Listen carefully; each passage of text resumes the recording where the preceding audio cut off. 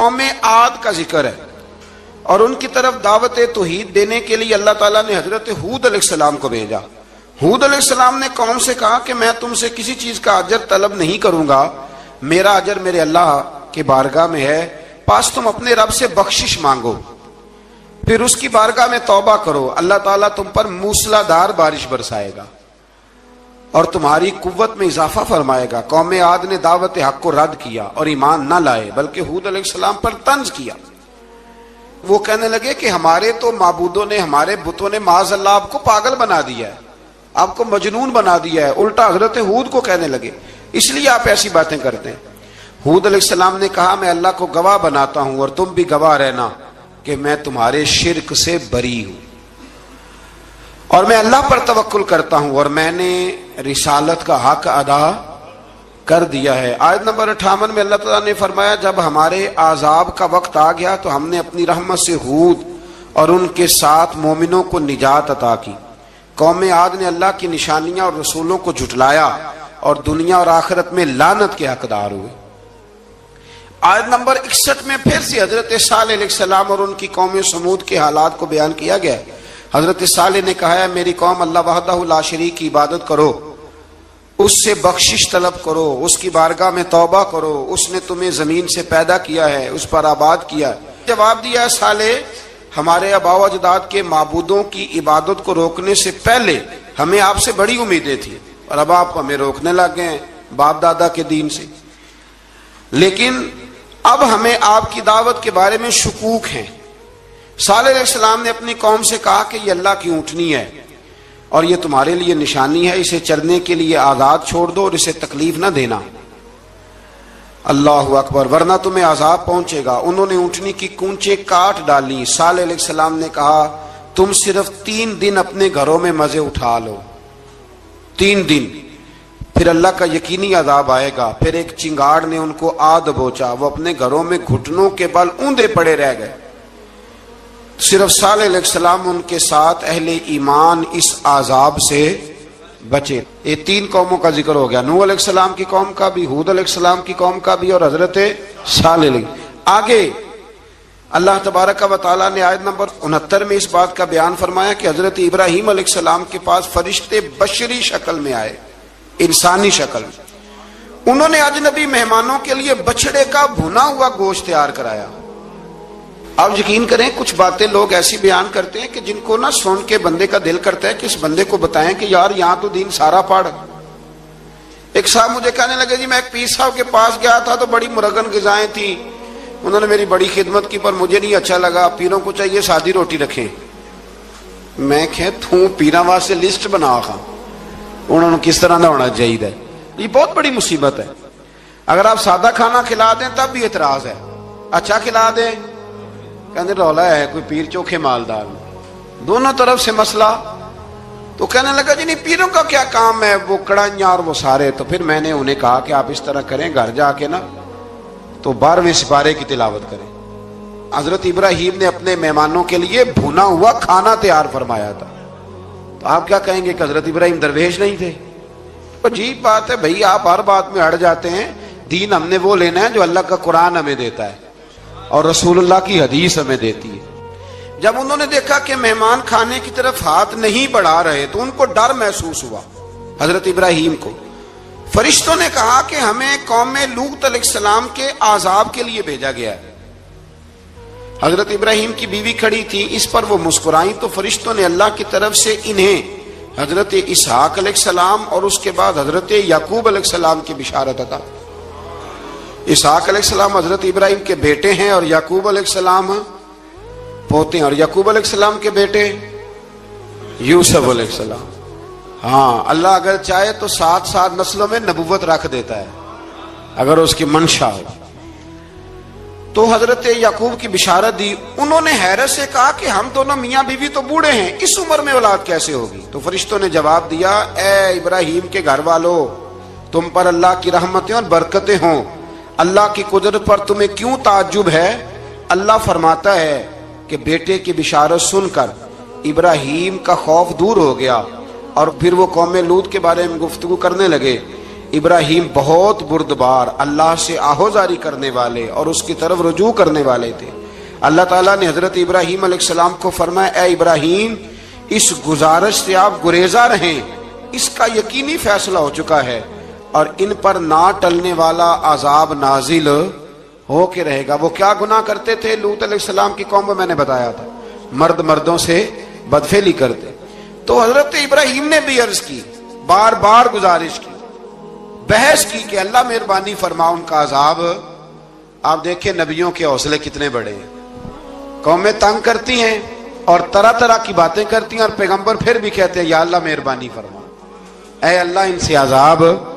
آیت نمبر 77 میں حضرت لوط علیہ السلام کی قوم کی بدعمالیوں اور لوط علیہ السلام کے اپنی قوم کو بدعمالیوں کے باعث فرشتوں کی آمد، قوم کے بدعمال لوگوں کے دوڑ کر آنے اور حضرت لوط کو ان کے سمجھانے اور ان کے انکار پر مضطرب ہونے کا ذکر ہے، جس پر فرشتوں نے حضرت لوط کو تسلی دی کہ آپ فکر نہ کریں، ہم آپ کے رب کے فرشتے ہیں، یہ آپ اور ہم تک نہیں پہنچ سکیں گے۔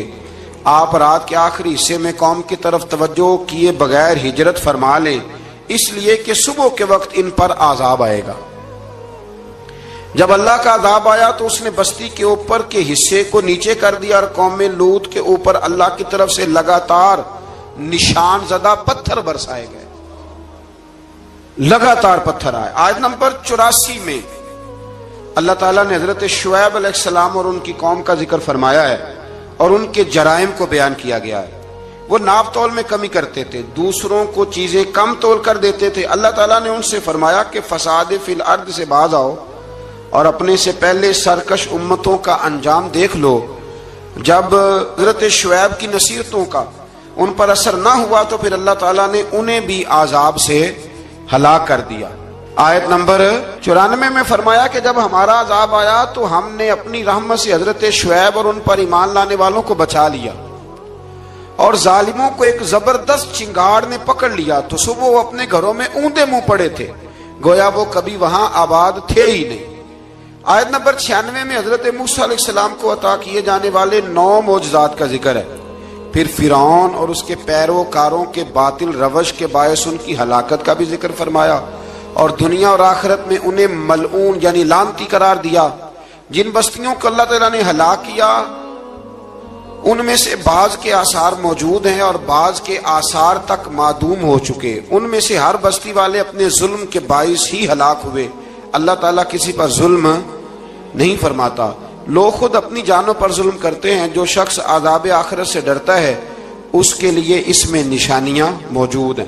آیت نمبر 106 سے اللہ تعالیٰ نے انجام کے اعتبار سے لوگوں کی 2 قسمیں بیان کی، 2 قسمیں فرمایا، ایک ہیں سعادت مند لوگ اور دوسرے ہیں بدبخت۔ فرمایا بدبختوں کا ٹھکانہ جہنم ہے جس میں وہ ہمیشہ رہیں گے، اور نیک بختوں کا ٹھکانہ جنت ہے، وہ ہمیشہ اسی میں رہیں گے اور ان کے لیے اللہ کی طرف سے نا ختم ہونے والی عطائیں۔ آیت نمبر 110 میں حضور صلی اللہ علیہ وسلم کو تسلی دی گئی کہ جس طرح یہ لوگ قرآن کے بارے میں اختلاف کرتے ہیں اسی طرح قوم موسیٰ نے تورات کے بارے میں بھی اختلاف کیا تھا اور اللہ نے ان کے اعمال کا پورا بدلہ انہیں دیا۔ آیت نمبر 112 سے سرکشی کو چھوڑ کر احکامات دین پر استقامت اختیار کرنے اور ظالموں کے ساتھ میل جول رکھنے سے بچنے کا حکم دیا گیا ہے اور فرمایا کہ ظالموں سے میل جول کا انجام دوزخ کی آگ ہے۔ ہم لوگ نہ شکوہ کرتے ہیں، کسی حکومت کو بنے ہوئے 6 مہینے گزرتے ہیں تو شکوہ شروع ہو جاتا ہے، حالانکہ وہ خود تو نہیں نہ بنتے، ان کو کوئی بنانے والا ہے۔ تو ظالم کا جو مددگار ہوتا ہے وہ بھی ظالم ہوتا ہے، اس لیے احتیاط کریں۔ اور یہ صرف سیاستدانوں کی بات نہیں، دنیا کے ہر معاملے میں آپ غور کریں کہ آپ کسی ظالم کے مددگار تو نہیں۔ اللہ تعالی ہمیں حق پر استقامت عطا فرمائے۔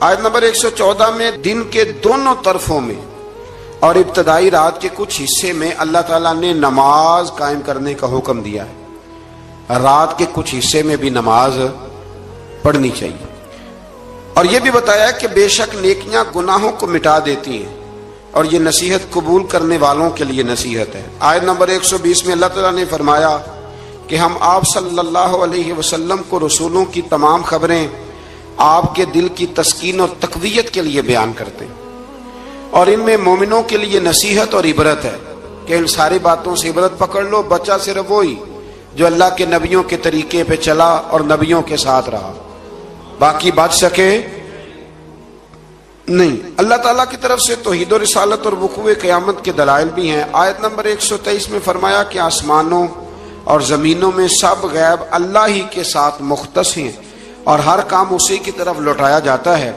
آپ اسی کی عبادت کیجئے، اسی پر توکل کیجئے، اور آپ کا رب لوگوں کے اعمال سے غافل نہیں ہے۔ اسی بارے میں آگے سورۃ یوسف شروع ہو رہی ہے۔ اس کو اللہ تعالیٰ نے کہا ہے کہ یہ بڑا پیارا قصہ ہے، احسن القصص کا، قصوں میں سونا قصہ۔ تو یہ کچھ 12ویں پارے میں اور کچھ 13ویں پارے میں ہے۔ میں نے یہ ارادہ کیا ہے کہ یہ ایک ہی دن پوری بیان کی جائے۔ ایک بزرگ کی بات لکھی جو تابعی ہیں، وہ فرماتے ہیں کہ ان بزرگوں کا طریقہ یہ تھا کہ وہ لوگوں سے چھپ کے نا پہاڑ کے پیچھے عبادت کرتے تھے، اور پوزیشن ان کی یہ تھی کہ کسی سے ملتے نہیں تھے، بالخصوص فجر کی نماز سے لے کر عصر کی نماز تک بکریاں رکھی ہوئی تھیں، ان کو چراتے رہتے تھے فرات کے کنارے اور نفل پڑھتے رہتے تھے۔ اس وقت کو ملنے بھی نہیں آتا تھا۔ ایک شخص بڑی دور سے ان کی شہرت سن کے آیا، میں نے تو ملنا ہے۔ لوگوں نے کہا وہ اس وقت نہیں ملتے، ناراض ہوتے ہیں۔ اس نے کہا اللہ کا بندہ ہے نا، ناراض ہو بھی جائے گا تو لمبا ناراض رہے گا نہیں، اللہ والے جلدی راضی ہو جاتے ہیں۔ پہنچ گئے۔ اب وہ بابا جی نماز پڑھ رہے تھے تو کہتے میں نے عجیب منظر دیکھا کہ بابا جی فرات کے کنارے نماز پڑھ رہے ہیں اور ایک بھیڑیا ان کی بکریوں کی حفاظت کر رہا ہے۔ کہتے میں حیران رہ گیا کہ بھیڑیا تو بکریاں کھایا کرتا ہے اور یہاں چرا رہا ہے۔ کہتے میں جب گیا تو بابا جی نوافل میں مشغول تھے، مجھے دیکھ کے کہنے لگے اس وقت کیوں آئے؟ میں نے کہا حضور اگر آئے گیا ہوں تو پھر مہربانی کرے قبول فرما لیں۔ میں بیٹھ گیا تو میں نے کہا حضور یہ بھیڑیا بکریاں چلا رہا ہے، بھیڑیا اور بکریے کی صلح کب سے ہو گئی؟ تو فرماتے ہیں لمبی تقریر نہیں، ہلکا سا جملہ۔ فرمانے لگے جب سے بکریوں کے مالک نے رب سے صلح کر لی ہے نا، تب سے بھیڑیوں نے بھی بکریوں سے صلح کر لی ہے۔ بکریوں کے مالک نے رب سے صلح کر لی، گناہ چھوڑ دیے، اس کی فرما برداری میں آ گئے۔ اب پھر اسے بکریاں چلانے کی ضرورت نہیں رہی، بکریاں نہ اب بھیڑیا چراتا ہے۔ کہتے ہیں میرے اوپر کپ کپی طاری ہو گئی بزرگوں کی بات سن کے، اور مجھے پیاس لگی اور خواہش آئی کہ پتہ نہیں اب بابا جی کچھ کھلائیں پلائیں گے بھی کہ نہیں، بابا جی کچھ کھلائیں گے بھی کہ نہیں۔ کہتے میرے دل میں خیال تھا تو بزرگوں نے نا ایک لکڑی کا پیالہ، ان کے پاس وہ غار میں بیٹھے تھے تو ایک چھوٹا سا پتھر تھا، اس کی ڈھلان بنی ہوئی، بابا جی نے اس کے نیچے لکڑی کا پیالہ رکھا، وہ رکھا ہی تھا تو وہ دودھ سے بھر گیا۔ کہتے انہوں نے مجھے دیا تو ٹھنڈا اور میٹھا دودھ، میری طبیعت خوش ہو گئی۔ بابا جی نے دوبارہ وہی پیالہ اسی جگہ رکھا تو شہد سے بھر گیا۔ 1000 سال پہلے داتا صاحب لکھ رہے ہیں، کہتے مجھے دیا۔ میں نے فوراً کہا، میں نے کہا حضور یہ دودھ تو گائیں بھینس دیتی ہے، پہاڑوں سے تو نہیں نکلا کرتا، اور شہد تو شہد کی مکھیاں دیتی ہیں، پتھروں سے تو نہیں نکلتا، یہ آپ کہاں سے نکال رہے ہیں؟ تو کہتے ہیں وہ قرآن مجید پڑھنے لگے۔ وَإِذِ مُوسَىٰ لِقَوْمِهِ، جب موسیٰ کی قوم نے ان سے پانی مانگا، فرمانے لگے موسیٰ کی نافرمان قوم پانی مانگے، حضرت موسیٰ پتھر پہ ڈنڈا مارے تو اللہ وہاں سے 12 چشمے جاری کر دے۔ جو رب حضرت موسیٰ کی نافرمان قوم کے لیے پتھر اور پہاڑوں سے چشمے نکال دیتا ہے نا، وہ محمد عربی کے غلاموں کے لیے پتھر اور پہاڑوں سے دودھ اور شہد بھی نکال دیا کرتا ہے۔ وہ بزرگ کہنے لگے بس بات یہ ہے کہ آج بھی ہو اگر ابراہیم کا ایمان پیدا تو آگ کر سکتی ہے انداز گلستاں پیدا۔ کہنے لگا حضور پھر میرے لیے بھی دعا کریں۔ آپ فرمانے لگے پھر دعا نہ کرا تو مدینے والے کی غلامی شروع کر، تو نبی کریم کی غلامی شروع کر، تو رسول پاک کی غلامی شروع کر۔ ایک بات علم، پھر فرمایا اللہ رسول سے محبت، پھر فرمایا حضور کی غلامی۔ اس سے سارے مکاشفات کھلیں گے، اس سے سارے مشاہدات کھلیں گے، اسی سے کرامتیں ملیں گی، اسی سے مقبولیت ہوگی، اسی سے اللہ نبی کی بارگاہ میں درجہ ملے گا۔ پھر داتا صاحب آگے بڑھتے اور داتا صاحب فرماتے صوفیاء کی ایک جماعت ہے جو کہتی ہے ہم نے تو کبھی اپنی زبان پر دکھ بیان ہی نہیں کیے، ہر شے اپنے رب رسول کے حوالے کر دی، ہر شے اللہ رسول کے، اور داتا صاحب کہتے ہیں کچھ ایسے بھی ہیں جو دعا بھی نہیں مانگتے، لوگوں کے لیے مانگتے ہیں، اپنے لیے نہیں مانگتے۔ آپ دعا کیوں نہیں مانگتے؟ تو کہتے ہیں اللہ کو تو پتہ ہی ہے ہمیں کیا چاہیے، اسے تو پتہ ہی ہے۔ ایک بزرگ کی بات لکھی ہے داتا صاحب نے، میری جماعت میں نا مزاج ہے کرامتوں کا، مجھے وہ ساری باتیں بھی آتی ہیں کہ ایک بندہ کراچی سے آیا، داتا صاحب حاضری دی تو اس کی لاٹری نکل آئی، یہ بھی مجھے آتی ہے، لکھی پڑھی ہے میں نے، کتابوں میں ہے یہ بھی۔ ایک بندہ، یہ ساری باتیں نا آتی ہیں کرامتوں میں، بڑی ساری چیزیں لوگ بیان کرتے ہیں کہ میں وہاں آیا اور میں نے حاضری دی تو موج لگ گئی، یہ ساری باتیں آتی ہیں۔ ہمارے پرانے بزرگ اور بھی قصے سنایا کرتے تھے، ساری ہمیں چیزوں کا پتہ، پر جو عنوان ہے نا وہ حضرت شیخ ابو نور کہتے ہیں کہ ایک بندہ داتا صاحب کے مزار پہ گھوم رہا تھا، داتا 10 روپے دے، 10 روپے دے، 10 روپے دے، تو ایک بندہ بڑی دیر سے اسے دیکھ رہا تھا، وہ کہنے لگا داتا نے تجھے کیا دینا ہے؟ ادھر آ، میں دوں، اس نے 10 دیے۔ بندہ بڑا حسین تھا، ہنس پڑا، کہنے لگا داتا تیرے بھی صدقے جاؤں، دلانے لگا تو منکر سے ہی دلوا دیے، جو نہیں مانتا اسی سے دلوا دیے۔ وہ بڑا پریشان ہوا، میں اور چکر میں تھا، اس نے میرے اوپر ہی جڑ دی ہے بات، کہنے لگا داتا تیرے صدقے جاؤں۔ تو یہ ساری باتیں کتابوں میں موجود ہیں، لوگوں نے اپنے اپنے مشاہدات جو جس کے ساتھ پیش آیا اس نے بیان کیے ہیں۔ بہت ساری باتیں قابل بیان ہیں، پر جو عنوان ہے میں اس میں رہنا چاہتا ہوں۔ داتا صاحب رحمۃ اللہ علیہ فرماتے ہیں ہماری تعلیمات ہیں کہ اپنے دکھ درد دنیا داروں سے بیان نہیں کرنے، سوال کا دروازہ لوگوں کے سامنے کھولنا اللہ والوں سے کہیں گے کبھی کہنا ہوگا تو دنیا داروں سے کہنا۔ کہتے ہیں کہ شیخ احمد نام کے بزرگ تھے، ساری زندگی کسی کو کام نہیں بتایا، ساری زندگی بڑی مشکلات آئیں، پر کبھی اپنی ذات پر سوال کا دروازہ نہیں کھولا۔ ایک ایسی مشکل آئی کہ جو حل ہی نہیں ہوتی تھی، کسی نے ان پر کوئی الزام لگا دیا۔ ابو مسلم نام کا ایک بادشاہ تھا، اس کی حکومت تھی، اس نے پکڑ کے قید میں ڈال دیا۔ اب قید میں ہیں، جرم لگ گیا ہے، فرد جرم عائد ہو گئی ہے، جیل میں ہیں۔ لوگ کہنے لگے حضرت جی اپنی صفائی میں کچھ کہیں، فرمانے لگے ساری زندگی بندوں سے کچھ نہیں کہا، اللہ رسول کو پتہ ہے میں بے گناہ ہوں، مجھے کہنے کی ضرورت نہیں۔ داتا گنج بخش علی حجویری نے لکھا ہے، داتا صاحب کہتے ہیں تو یقین کامل تو پیدا کر، تو ایمان تو پختہ کر۔ داتا صاحب کہتے ہیں وہ ابو مسلم جو بادشاہ تھا وہ نیک آدمی تھا، اسے رات کو خواب میں نبی کریم کی زیارت نصیب ہوئی، اور حضور سید عالم صلی اللہ علیہ وسلم فرمانے لگے تو نے اللہ کا ایک نیک بندہ جیل میں ڈال دیا، ڈر نہیں آتا، وہ تو بے گناہ ہے۔ بادشاہ آدھی رات کو خود اٹھا، دادا صاحب فرماتے ہیں کسی گارڈ کو نہیں بھیجا، پولیس والے کو نہیں بھیجا، جیلر سے نہیں کہا، خود گیا، جا کے جیل کا دروازہ کھولا، دروازہ کھول کے اس درویش کو آزاد کیا، کہنے لگا بابا جاؤ مجھے پتہ چل گیا بے گناہ ہے۔ بابا جی سلام کر کے جانے لگے تو بادشاہ پھر آگے آیا، ہاتھ باندھے، ہاتھ چومے، کہنے لگا حضور آپ بڑے نیک ہیں، میرے لیے کوئی حکم ہو تو بتائیے گا، میرے لائق کو خدمت ہو تو بتائیے گا۔ تو شیخ احمد فرمانے لگے تجھے ابھی بھی سمجھ نہیں آئی، تجھے ابھی بھی نہیں سمجھ آئی؟ کہنے لگا حضور کیا؟ فرمانے لگے جو تہجد کے وقت تجھے اٹھا کے مجھے رہا کرنے بھیج سکتے ہیں وہ میری کوئی ضرورت باقی رہنے دیں گے؟ مجھے کوئی ضرورت پڑے گی کسی اور کو کہنے کی؟ جو تہجد کے وقت تجھے اٹھا کے بھیجتے ہیں کہ جا کھول جا کے دروازہ، وہ ضرورت رکھیں گے میری؟ ضرورت مجھے رہے گی کہ میں تجھے اور کوئی کام؟ ابھی میں تجھے سمجھ نہیں آئی؟ تو داتا علی حجویری رحمت اللہ علیہ فرماتے ہیں اصل میں ہماری طبیعت ہے، ہم نے بندوں سے دل لگا لیا ہے، دل اللہ رسول سے لگاؤ، کسی بندے سے لگانا تو اس سے لگاؤ جو اللہ والا ہو۔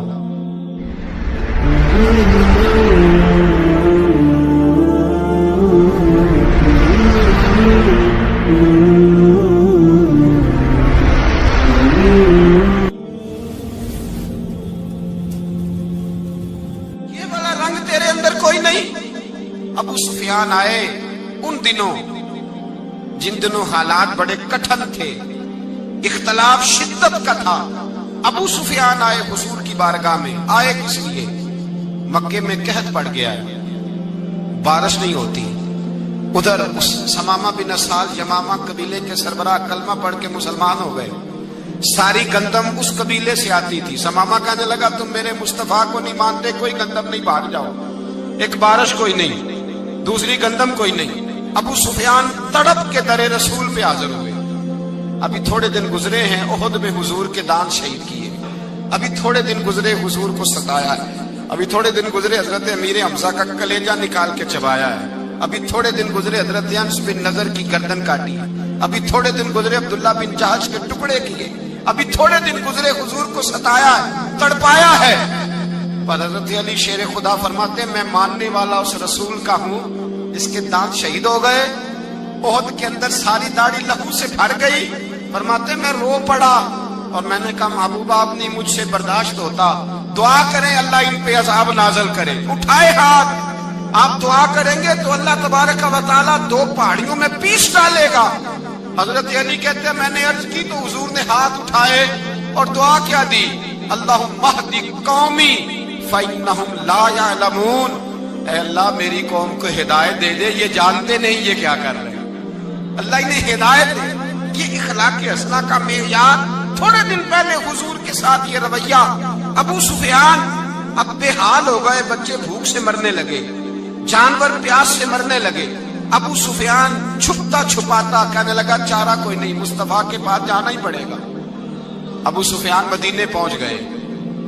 جب پہنچے نا تو ابو سفیان کی اپنی صاحبزادی حضرت ام حبیبہ ام المومنین تھی، رسول اللہ کی زوجہ تھی۔ ابو سفیان جب آئے تو حضرت ام حبیبہ کے پاس سیدھے ان کے گھر گئے بیٹی سے ملنے۔ حضور کا بستر بچھا ہوا تھا، حضرت ام حبیبہ حضور کی زوجہ ام المومنین بستر بچھا ہے۔ ابو سفیان بیٹھنے لگے، جناب ام حبیبہ کہنے لگی ابا جی ٹھہر جائیں۔ وہ ٹھہرے تو بستر سمیٹ دیا، کہنے لگے بیٹی شاید تیرے گھر میں کوئی قیمتی بستر نہیں، غربت چھپانے کے لیے بستر سمیٹ رہی ہو۔ جناب ام حبیبہ کہنے لگی ابا تو مسلمان نہیں نہ ہوا، ابھی تیری سوچ کافروں جیسی ہے، تو یہاں آ کے کھڑا ہونا جہاں میں کھڑی ہوں، پھر تجھے رسول اللہ کی محبت کے رنگ کا پتہ چلے۔ تو ابھی کھڑا وہاں ہے جہاں تجھے کفر ہی کفر سنائی اور سجائی دیتا ہے۔ بستر اس لیے نہیں سمیٹا کہ معاذ اللہ کم قیمت تھا، میں نے اس لیے سمیٹا ہے کہ تو نجس ہے، ناپاک ہے، ابھی کلمہ نہیں پڑھتا۔ اور یہ اس رسول کا بستر ہے کہ جو بستر میں موجود ہوتے ہیں تو جبریل امین قرآن لے کے تشریف لے آتے ہیں، ذرا وجود اس قابل نہیں کہ یہاں بٹھایا جائے۔ نبی پاک صلی اللہ علیہ وسلم کی بارگاہ تک ابو سفیان آئے۔ ابو سفیان کہتے ہیں مجھے امید نہیں تھی، ابھی سوچ نہیں نہ بدلی تھی، کہتے مجھے امید نہیں تھی، میرا خیال تھا وہ شکوے کریں گے، شکایتیں کریں گے، وہ کہیں گے تم نے بھی تو بڑا کچھ کیا ہے نا۔ ابو سفیان کہتے ہیں میں قربان جاؤں، میں نے یہ رنگ دیکھا تو مدینے کی فضا ویسے ہی بڑی ٹھنڈی تھی، لیکن مصطفیٰ کریم کے ساتھ جب میں نے بات کی تو میرے وجود پر گریہ طاری ہو گئی، میرے اوپر کیفیت طاری ہو گئی، میں تڑپنے لگا۔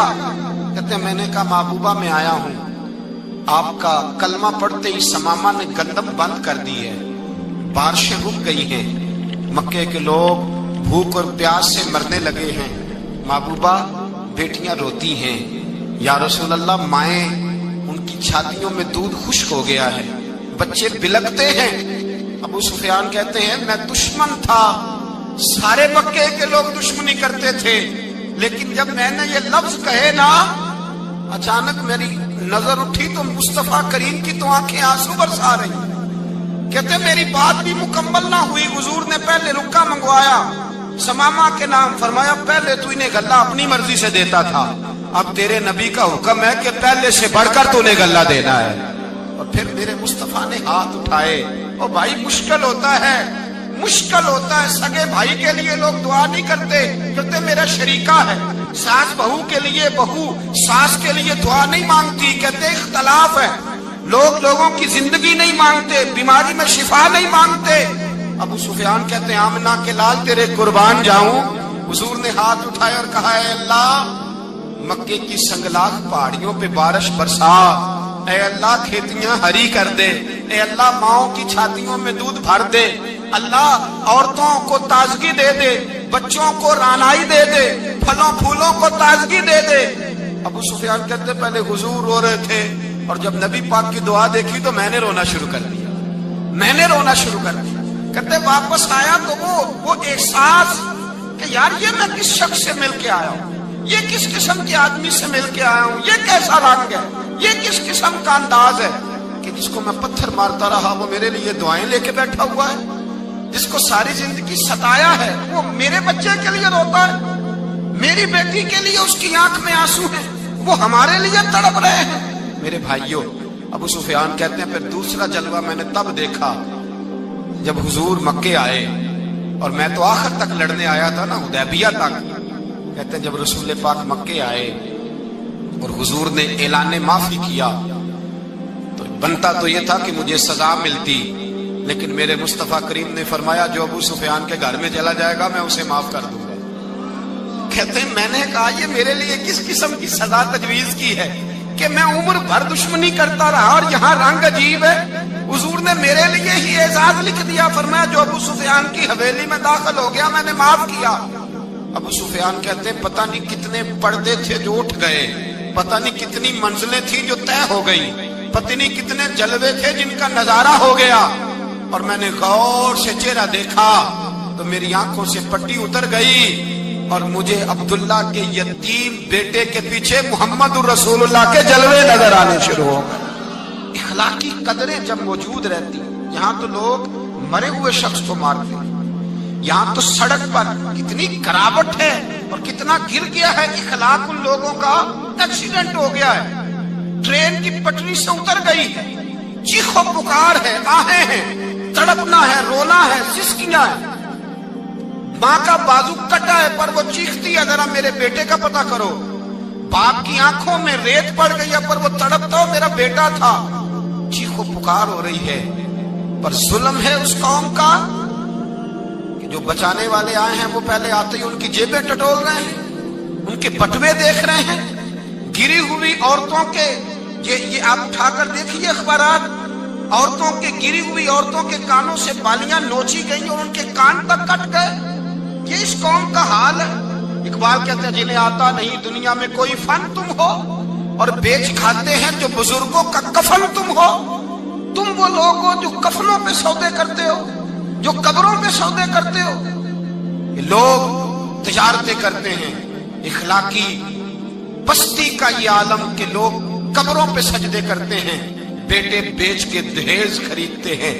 غریب کی بیٹی روز تڑپتی ہے، روتی ہے، روز سسکیاں لیتی ہے کہ کہاں سے وہ دروازہ کھلے گا جب میں بھی جب سہاگن ہوں گی، جب میرا باپ بھی عزت کے ساتھ مجھے رخصت کرے گا۔ اور غریب آدمی بیٹی کی شادی کے بعد اتنا دکھی رہتا ہے، وہ بھی کم ہی لوگ جانتے ہیں، وہ بھی وہی لوگ جانتے ہیں جو اس منظر سے گزرتے ہیں۔ ہمارا اخلاقی معاملہ اس قدر زیادہ تباہی کا شکار ہے۔ میرے مصطفیٰ کریم سید عالم نور مجسم صلی اللہ علیہ وسلم جذبات کا خیال رکھتے، احساسات کا خیال رکھتے، تصورات کا۔ او بھائی، اس سے بڑا اخلاق کا مظاہرہ کہاں سے لینے جاؤ گے؟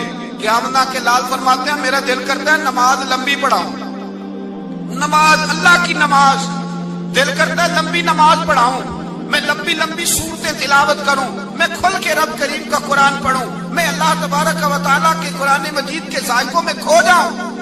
لیکن حضور فرماتے ہیں نماز میں کسی بچے کے رونے کی آواز آتی ہے، کسی بوڑھے کی ہائے کی آواز آتی ہے، کسی بیمار آدمی کی ہائے کی آواز آتی ہے۔ نبی پاک فرماتے ہیں میں اللہ کی نماز چھوٹی کر دیتا ہوں، اللہ کے بندوں کا خیال کرتا ہوں۔ میں رب کی نماز چھوٹی کر دیتا ہوں، رب کریم کے بندوں کا خیال کرتا ہوں۔ خدا کے بندے تو ہیں ہزاروں، بنوں میں پھرتے ہیں مارے مارے، میں اس کا بندہ بنوں گا جس کو خدا کے بندوں سے۔ میرے حبیب کریم سید عالم صلی اللہ علیہ وسلم نے فرمایا اللہ کریم نے بندے کو، مخلوق کو پیدا کرنے سے پہلے جو تحریر سب سے پہلے لکھی تھی نا، اللہ نے اپنے پاس جو جملے سب سے پہلے لکھے تھے بندے بنانے سے بھی پہلے، وہ فکر یہ تھے کہ ان رحمتی سبقت اعلی غضبی۔ رب کریم نے لکھا تھا بے شک میری رحمت زیادہ ہے، میرا غضب زیادہ نہیں ہے۔ اس نے لکھا تھا